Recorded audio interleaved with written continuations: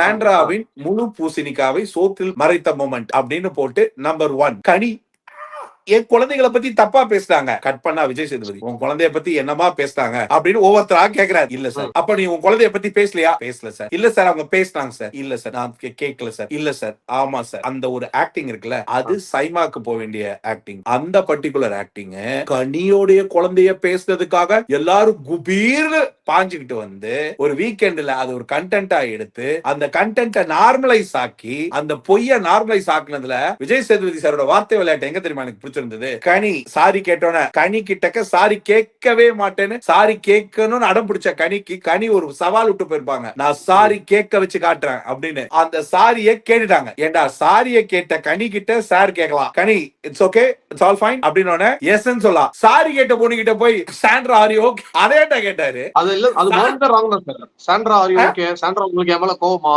அதெல்லாம் சொல்றதுல முதல்ல இருந்தே தப்பு தான். அதெல்லாம் வந்து இதெல்லாம் பார்க்கும்போது எங்களுக்கு எப்படி புரியும் நீ நினைக்கிறேன்? இல்ல அதையும் ஒருத்தர் மனசுக்குள்ள வரையப்பட்ட ஒரு ஓவியம் இருக்குல்ல அப்படி போனா நல்லா இருக்காது. வேற மாதிரி போகும். நீங்க பண்றதான் நாங்க பேச முடியும். நீங்க பண்ணாததை நாங்க பேச முடியாது. எப்படி இந்த குழந்தைய பத்தி தப்பா பேசுறேன்னு சொன்ன அந்த பொய் இருக்குல்ல that's it's like pumpkin in the hidden rice அது அந்த மேட்டர் அது ஃபர்ஸ்ட் பொய். அதோடைய உச்சகட்டம் என்னன்னா சேதன் நான் உண்மையிலேயே சாரி கேட்டேன்னு நான் நம்பிட்டாரு அப்படின்னு இன்னொரு கான்வர்சேஷன். அதுக்கு அவர் பதிலே சொல்லல. ஆனா வினோத் எஃப்ஜே பேசுனதெல்லாம் ஞாபகம் வச்சுட்டு அடுத்த வாரம் வந்து கரெக்டா கேட்டாரு. அதான் ராங் தான். அதுக்கு அடுத்தது சாண்ட்ரா வந்து இந்த துணியை ட்ரெஸ் இதை எடுத்துக்கிட்டு சத்தம் போட்டுட்டு இருக்காங்க அப்படின்னு போய் நல்லா படுத்து நல்லா ஒய்யாரமா தூங்கிக்கிட்டு ஒருத்தர் மாத்தி ஒருத்தர உரண்டை இழுக்கும் போது இந்த வீட்டுக்குள்ள இருக்கிற அத்தனை பேரும் செம்ம கான்ல கொஞ்சம் நெஞ்ச கான்ல இல்ல செம்ம கான்ல இருக்கும் போது சாண்ட்ரா உடைய முழுக்க இருக்கிற ஒரே ஒரு விஷயம் என்ன நடிப்பு கொஞ்சமா நெஞ்சமா இன்னைக்கு கூட ஒரு அந்த வீடியோ பார்க்கும்போது ஞாபகம் வந்தது. சுபிக்ஷாவை மேன் ஹேண்ட்ல முதல்ல பண்ணது. அதாவது எனக்கு இப்ப அது ஒரு பெரிய ஆச்சரியமா இருக்கு.